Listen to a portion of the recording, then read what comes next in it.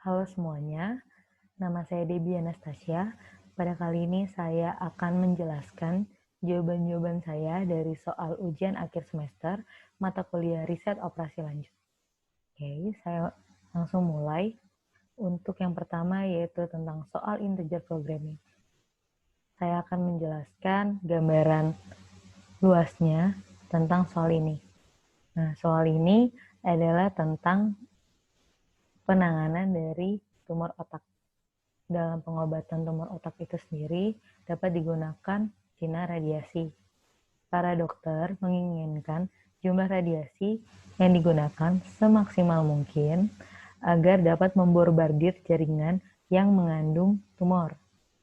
Kendalanya yaitu ada jumlah maksimum radiasi yang dapat ditangani jaringan normal tanpa mengalami kerusakan jaringan. Jadi, kalau sinar radiasi yang digunakan itu melewati batas yang ada, maka jaringan-jaringan normal itu dapat mengalami kerusakan. Sehingga para dokter harus memutuskan bagaimana mengarahkan radiasi agar jumlah radiasi yang dimaksimalkan itu tidak merusak jaringan normal. Untuk kasus ini, kita bisa anggap ada 6 jenis pancaran radiasi yang dapat diarahkan ke daerah-daerah jaringan yang mengandung tumor. Nah, kita bagi menjadi 6 wilayah. 3 wilayah mengandung jaringan tumor, 3 wilayah lagi yaitu jaringan yang normal. Besar radiasi yang dikirimkan ke setiap wilayah, 6 wilayah tadi itu dapat kita lihat pada tabel 117 ini. Jika setiap wilayah jaringan normal dapat menangani paling banyak 40 unit radiasi, sinar mana yang harus digunakan untuk memaksimalkan jumlah total radiasi yang diterima tumor. Maka kita akan mencari bentuk pemodelan dari soal integer programming ini. Sebelum kita memodelkannya, kita harus menentukan variabel keputusannya. Di sini saya membuat ada 2 variabel keputusan, yaitu ada xij dan yij, di mana xij bernilai 1, yaitu jika sinar radiasi I dapat dihantarkan ke daerah jaringan tumor J, dan 0 jika lainnya. Sedangkan untuk yij akan bernilai 1 jika jenis sinar radiasi I dihantarkan ke daerah jaringan normal J, dan 0 jika lainnya. Di sini nilai I itu untuk 1, 2, 3, 4, 5, 6. Ini yaitu 6 wilayah tadi, 6 jenis pancaran sinar radiasi tadi. Dan J ini untuk wilayahnya, yaitu ada 1, 2, 3. Oke, kita langsung ke fungsi objektif. Di sini fungsi objektifnya saya bagikan menjadi 6, saya bagi menjadi 6. Karena kan tadi ada 6 jenis sinar radiasi. Oke, yang pertama kita lihat di sini total jenisnya ada 20x11 ditambah 12x12 ditambah 6x13 ditambah 16y11 ditambah 12y12 ditambah 8y13, dan begitu juga untuk total jenis radiasi 2, total jenis radiasi 3, total jenis radiasi 4, total jenis radiasi. Nah, di sini untuk konstantanya 20, 12, 6, 16 ini dapat kita lihat pada tabel di depan. Kayak tadi, X11 berarti itu menandakan, kita balik lagi, X11 berarti itu untuk jenis sinar radiasi 1 yang dihantarkan ke daerah tumor ke-1. Kita lihat di sini, berarti itu nilai konstantanya ada 20. Makanya di jawaban saya tadi yaitu 20x11 gitu. Begitu pula untuk selanjutnya seperti untuk konstanta x12, untuk konstanta x13 dan seterusnya. Sampai saya kelompokkan sampai jenis sinar radiasi ke-6. Sehingga di saat ini semua kita gabungkan, fungsi objektifnya menjadi seperti ini, maksimum Z-nya. Oke, lalu kita ke kendala. Tadi di soal itu kan dibilang bahwa daerah jaringan normal itu hanya bisa mengandung atau menampung yaitu 40 unit sinar radiasi. Sehingga kita masukkan, tadi kan YIJ itu yaitu tentang jenis sinar radiasi I dihantarkan ke daerah daerah jaringan normal.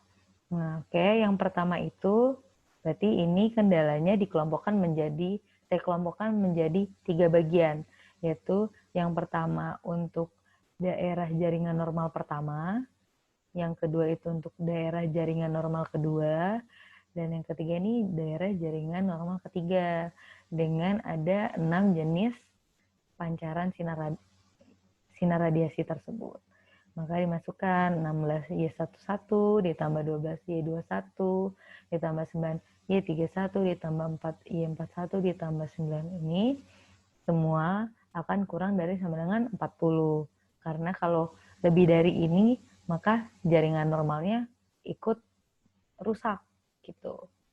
Dengan di sini YIJ dan XIJ dan YIJ itu yaitu variabel keputusannya adalah 0 dan 1. Gitu. Ya atau tidak. Oke, kita lanjut ke pertanyaan selanjutnya. Oh, sebelum ke situ, permasalahan ini bisa kita kerjakan dengan aplikasi-aplikasi yang dapat menyelesaikan soal-soal integer programming. Kita bisa menggunakan Python, kita bisa juga menggunakan MATLAB. Oke, selanjutnya yaitu soal dynamic programming. Ada 2 soal. Oke, kita bahas yang nomor kedua. Yang kedua itu diberikan knapsack problem adalah sebagai berikut. Maksimum Z sama dengan 5x1 ditambah 4x2 ditambah 3x3 dengan kendala 4x1 ditambah 3x2 ditambah 2x3 kurang dari sama dengan 8 dengan x1, x2, x3 bilangan bulat positif dan x1, x2, x3 yaitu bilangan integer. Akan dicari penyelesaian knapsack problem dengan menggunakan program dinamik. Karena kita menggunakan program dinamik, maka kita memulai dari belakang. Berarti kita mulai dari variabelnya itu dari X3. Karena kita mulai dari X3, maka lebih mudah saya memberi namanya itu memulai dari tahap 3. Tahap 3 berarti kita tulis variabelnya itu F3D, di mana mengambil maksimum dari 2X3. Itu saya ngambil dari kendalanya. Dengan 2X3 kurang dari sama dengan D. Di sini D-nya adalah kapasitas dari knapsack itu sendiri, yaitu 8. Berarti di sini D-nya dari 0 sampai 8. Dimana karena di sini F3D-nya itu 2X3, berarti kita akan mengambil X3-nya itu sampai berapa? Dari 0 sampai berapa yang memaksimumkan. Dengan tadi kita tahu 2x3 kurang dari sama dengan D. Nah, D di sini kan 8. Maka x3 di sini berarti bisa 0, 1, 2, 3, 4. Kenapa di sini 4 bisa? Karena kan 2 kali 4 kurang dari sama dengan 8. Gitu. Lalu didapat F38 sampai. Oh, di sini F38 itu nilainya 4. Nilainya 8, yaitu kan 2 kali 4 dengan 4-nya ini kan X3-nya. Lalu ternyata F37 itu sama dengan F36, karena maksimumnya itu sama-sama bernilai 6. Kenapa bernilai 6? Karena X3-nya pun sama, yaitu nilainya 3. Lalu F35 dan F34 itu juga sama, ternyata nilainya 4, karena X3-nya sama-sama bernilai 2. Lalu F3 sama dengan F2 bernilai 2 karena X3-nya juga 1. Lalu yang F1 sama dengan F0 ini juga nilainya 0 karena X3-nya pun sama, nilainya 0 gitu. Lalu karena kita sudah dapat, kita lanjut ke tahap kedua. Nah, tahap kedua ini tidak lepas dari tahap ketiga. Jadi nilai-nilai di tahap 3 itu sangat berpengaruh ke tahap 2 ini gitu. Jadi di sini tahap 2-nya itu bentuknya F2D sama dengan maksimum dari 4X2 ditambah F3 dari D min 3X2. 3X2 ini adalah nilai dari kendala tadi. Kendala tadi dengan keadaan 3X2 kurang dari sama dengan D. Nah, di sini kan tadi D-nya 8. Berarti di sini X2-nya dikali 3 tuh harus kurang dari sama dengan 8. Nah, di sini X2 yang memenuhi dari syarat ini adalah 0, 1, dan 2. Nah, berarti kita mengerjakannya untuk F28 yang dapat kita kerjakan yaitu untuk X2-nya 0, 1, 2.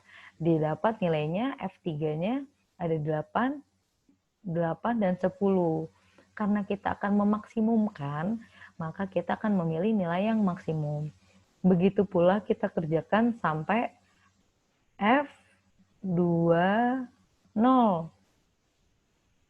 Jadi ini kita kerjakan sampai F20. Dengan itu sudah berhenti, yaitu F20 itu F20-nya hasilnya 0 dengan X20-nya juga 0 gitu. Lalu kita lanjut ke tahap 1. Nah, tahap 1 di sini juga tahap 1 ini nilainya bergantung pada F2. Jadi semuanya itu program dinamik ini saling bergantung gitu. Nah, berarti kita dapat bentuknya F1D sama dengan maksimum dari 5X1 ditambah F2 dari D min 4X1. Di mana 4X1-nya harus kurang dari sama dengan D. Nah, di sini balik lagi, berarti X1 yang bisa memenuhi syarat itu adalah 0, 1, 2. Nah, karena kita akan memaksimumkan dan ini udah tahap terakhir, maka kita memilih yang nilai maksimum dari kapasitas knapsack itu adalah nilai si D, yaitu F1D. Berarti kita mendapat hasilnya dari sini kan yang paling maksimum 10, maka nilai maksimumnya 10. Dengan kata lain, tadi kita dapatkan dari nilai semuanya, dengan kata lain, nilai optimal untuk knapsack problem itu adalah X1 itu 2, X2 itu 2, dan X3 itu 4. Sehingga hasil semuanya itu adalah 28. Ini maaf saya tidak menuliskannya gitu. Tapi nilai optimalnya adalah 2, 2, dan 4. Lalu kita lanjut ke 3, yaitu yang ketiga ini tentang membuat tadi dari soal tadi maksimum dari nilai soal dynamic programming tadi itu kan 5x1 ditambah 4x2 ditambah 3x3 dengan kendalanya tadi yang 4x1 ditambah 3x2 ditambah 2x3 kurang dari sama dengan 8. Nah, ini kita membuat rute terpanjangnya, yaitu dapat kita lihat cara buatnya. Yang pertama, kita mulai dari tahap pertama. Tahap pertama yang di sini kita memulai dari kapasitasnya, yaitu si D itu sendiri, yaitu 8. Nah, tahap pertama itu berarti kan yang memenuhi 8 ini kan tadi balik lagi ke yang 2x3 kurang dari sama dengan 8. Berarti di sini kita ngambilnya nilainya berarti kita memulainya dari yang ini 3x3 ini. Kita ngambil berarti 0, 1, dan 2. Berarti kita kerjakan untuk T-nya 0, 1, 2 dimasukkan 8 dikurang 0 kali 4. Karena kan ini kita memulai dari yang pertama kan. Meskipun kita bilangnya tahap 1, tapi ini kita menggunakannya nilainya dari 4. Gitu. Lalu kali 4 hasilnya 8, terus yang kedua hasilnya 4, hasilnya 0. Jadi dari tahap 1 ini dipetakan ke 2,8, 2,4, 2,0. Di sini nilai 2, nilai 3, dan nilai 4 di sini itu menandakan dari tahapnya. Begitu. Sehingga dapat dilakukan pengerjaan yang tadi sampai seterusnya didapat rute panjang ini. Begitu. Lalu kita lanjutkan ke soal queuing theory. Nah, saya akan menjelaskan gambaran luas dari soal ini. Jadi, soal ini yaitu ada restoran cepat saji bernama Hot Dog King Restaurant.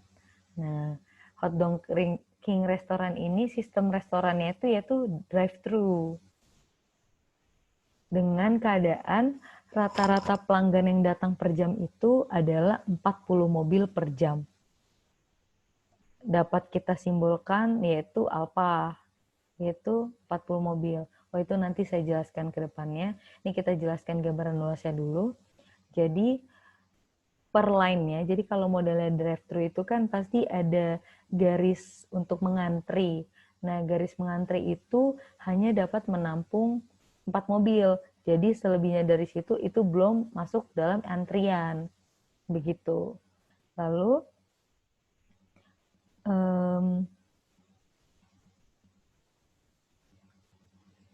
rata-rata. Jadi di sini rata-rata mobil dilayani itu sekitar 4 menit. Oke. Jadi pertanyaan dari soal ini yang pertama, berapa rata-rata mobil mengantri di barisan itu, tapi tidak termasuk dari mobil yang sudah di depan pintu pelayanan gitu. Yang soal kedua yaitu berapa rata-rata jumlah mobil yang dilayani per jam gitu. Yang ketiga yaitu berapa rata-rata waktu yang pelanggan tunggu sehingga makanan itu siap disajikan gitu. Ada 3 pertanyaan, maka kita akan lanjut ke penyelesaiannya. Oke, yang pertama, sebelum yang ke pertama, kita akan menuliskan apa yang diketahui dari soal tadi. Oke, yang pertama, tadi kita tahu arrival rate-nya, yaitu jumlah mobil yang ada itu adalah 40 mobil. 40 mobil itu rata-rata mobil per jam. Berarti 40 mobil. Kita simbolkan dengan alpha. Nah, kapasitas mobilnya, yaitu kapasitas mobil dalam satu baris itu adalah 4 mobil per baris. Lalu ada rata-rata waktu penyediaan makanan. Maksudnya lamanya waktu rata-rata mobil menunggu untuk pelayanan makanan disajikan itu 15 mobil. Karena kan satu mobil itu dilayani dalam waktu 4 menit.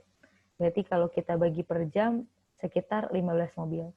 Oke, yang pertama itu yang A itu akan dicari rata-rata mobil mengantri dalam barisan layanan drive-thru. Kita simbolkan dengan LQ. Dengan LQ ini sama dengan L min LS. Oke. Kita perhatikan bahwa rumus L itu yaitu di depan, yaitu ada row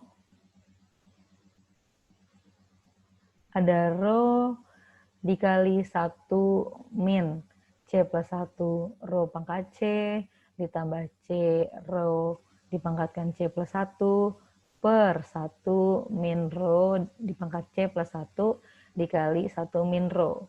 Dan LS itu adalah 1 min P0. Nah, tadi kita belum menyebutkan row itu apa dan gimana gitu. Dengan Nah, selanjutnya yaitu di sini penjelasannya yaitu dengan P0-nya itu bentuknya seperti ini dan Pj yaitu didapat dalam rho J gini. Rho pangkat J dikali P0 dengan J yaitu 1, 2, sampai C. Karena kan C-nya 4, berarti J-nya 1, 2, 3, 4. Oke. Pertama, karena tadi kita belum tahu rho-nya gimana, berarti kita akan mencari nilai rho. Nah, nilai rho itu didapat yaitu dengan rho sama dengan alpha per nu. Sehingga kita peroleh nilai dari rho itu adalah 8/3. Dan untuk P0-nya diperoleh yaitu 3/4 per 6.505. Diperhatikan bahwa kita udah dapat nih nilai P0-nya. Berarti kita bisa mendapat nilai LS-nya, yaitu 1 min P0 didapat nilainya yaitu 6.424 dibagi 6.505 atau sekitar kalau dihampirkan yaitu hasilnya 0,98754. Lebih lanjut, berarti kita bisa mencari L karena tadi dapatkan rho-nya 8/3. Nah, didapat yaitu hasilnya 4472 per 1301. Atau kalau kita hampirkan menjadi 3,43735. Sehingga kita udah dapat nih L dan LS-nya. Berarti kita dapat nilai LQ. Berarti didapat hasilnya 2,4498. Jadi dapat kita simpulkan bahwa rata-rata mobil mengantri adalah 2,4498 mobil. Atau karena mobil itu bentuknya satu, maksudnya tidak ada koma-koma, berarti kan rata-rata mobil mengantri adalah 2 mobil, sekitar 2 mobil. Oke, lanjut yang ke B, yaitu akan dicari jumlah rata-rata mobil yang dilayani dalam kurun waktu 1 jam. Oke, kalau tadi itu yang 40 mobil itu rata-rata pelanggan yang datang dalam per jam. Kalau ini sekarang adalah akan dicari jumlah rata-rata mobil yang dilayani dalam kurun waktu sejam. Oke. Misalkan alpha itu rata-rata mobil yang dilayani dalam waktu sejam. Untuk mencari nilai alpha dapat kita rumuskan yaitu lambda dikali 1 min P4. Gitu. Diperhatikan bahwa P4 itu rumusnya rho pangkat 4 dikali P0. Berarti kita mendapatkan hasilnya yaitu 4096 per 6505. Itu kalau kita hampirkan yaitu menjadi 0,6296. Sehingga nilai alfanya adalah 14,816. Jadi dapat kita simpulkan bahwa rata-rata mobil yang dilayani dalam kurun waktu 1 jam adalah 14,816 atau kurang lebih adalah 14 mobil. Oke, selanjutnya yaitu yang C, akan dicari rata-rata waktu menunggu para pelanggan yang dalam satu mobil itu menunggu makanan yang siap disajikan. Kita akan mencari rata-rata waktu para pelanggan menunggu. Oke. Untuk mencari yang ditanyakan, dapat menggunakan rumus W sama dengan L kali alpha. Berdasarkan jawaban A dan B, didapat L-nya itu 4.472 per 1.301 dengan didapat berdasarkan A dan B didapat nilai L-nya ini dan alfanya ini. Berarti kita dapat nilai W-nya adalah 0,232 jam. Nah, sehingga dapat disimpulkan rata-rata sebuah mobil menghabiskan waktu menunggu adalah 0,232 jam atau sama dengan kalau kita buat dalam bentuk menit yaitu hasilnya 13,92 menit. Oke. Sekian dan terima kasih penjelasan jawaban-jawaban dari soal-soal yang saya kerjakan. Mohon maaf bila ada tutur kata yang kurang menyenangkan ataupun ada salah-salah kata saya dan jawaban kurang benar atau kurang teliti. Saya minta maaf dan saya mohon maaf. Sekian dan terima kasih penjelasan dari saya.